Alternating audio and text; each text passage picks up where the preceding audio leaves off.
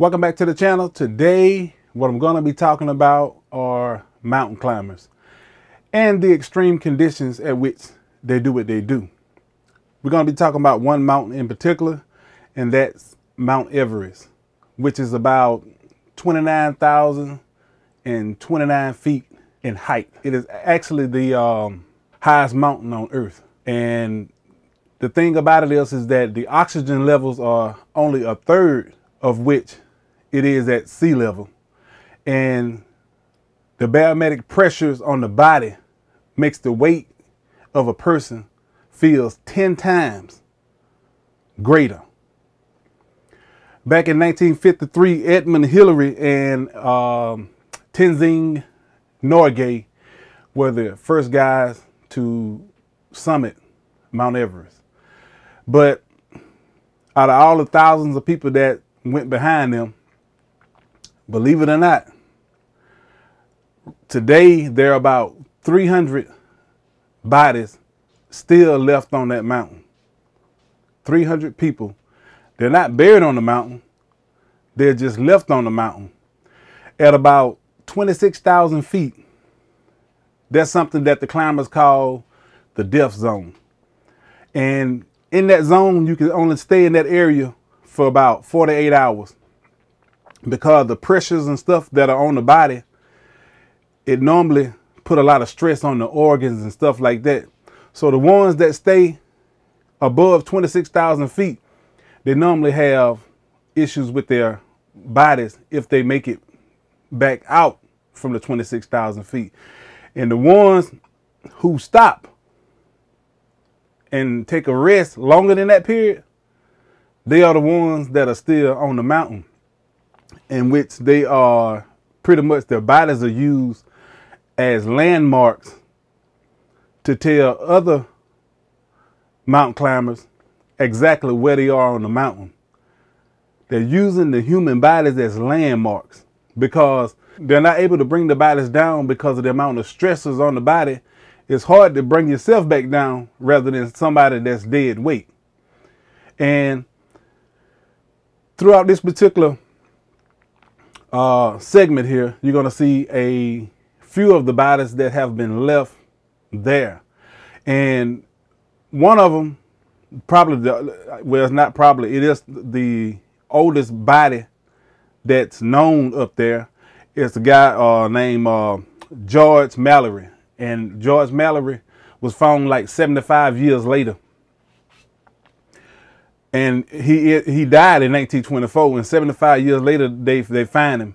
And this image right here is when his body is shown in 1999. And the guy's body still have flesh on it from over 75 years ago. The body is still there.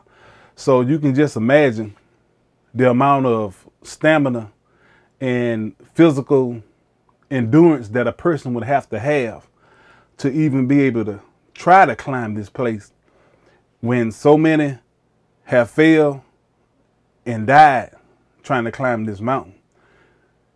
It's amazing. And we have this one female, which is, she was like 330 feet away from base. And her name is Hannelore Smats. Hannelore Smats.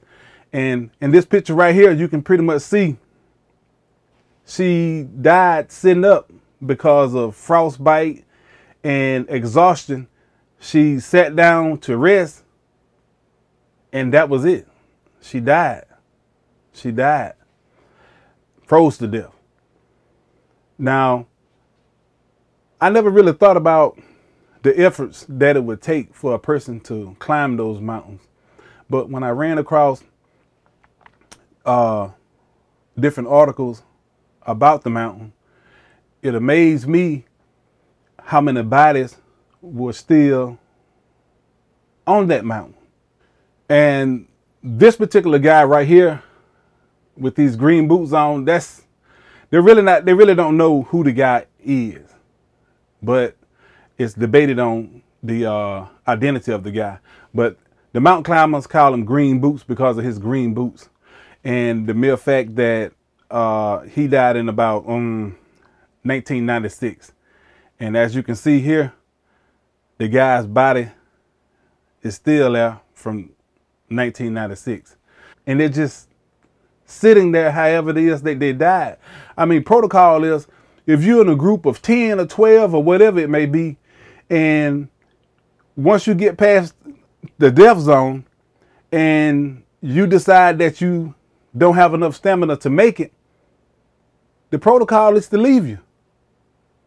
To leave you there because they barely have enough efforts to carry their own body with their weight being 10 times the norm, and they only got a third of the air that they can breathe themselves.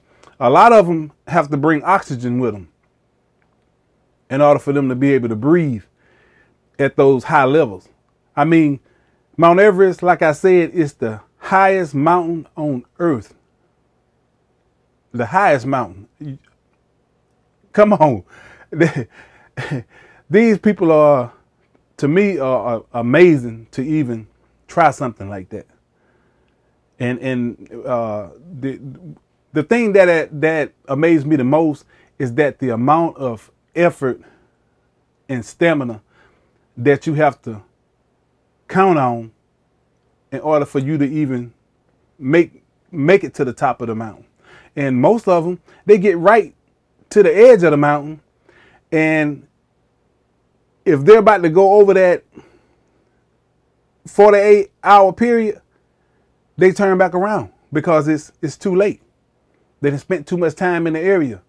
Some of them have made it right to the edge of the mountain and never made it to the top. That's why you always get them to come back, because that was their ultimate goal, to make it to the top of that mountain. But if you don't make it within those 48 hours from 26,000 feet to the top, if you get right to the edge of it, 28,000,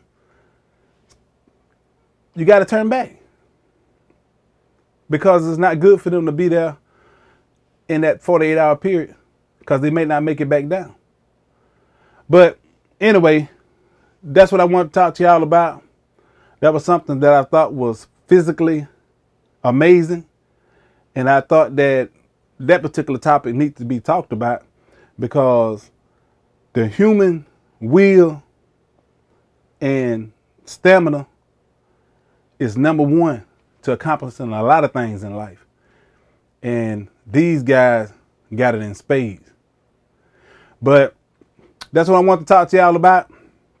If you haven't subscribed, subscribe to the channel. And again, I'll be talking to you later.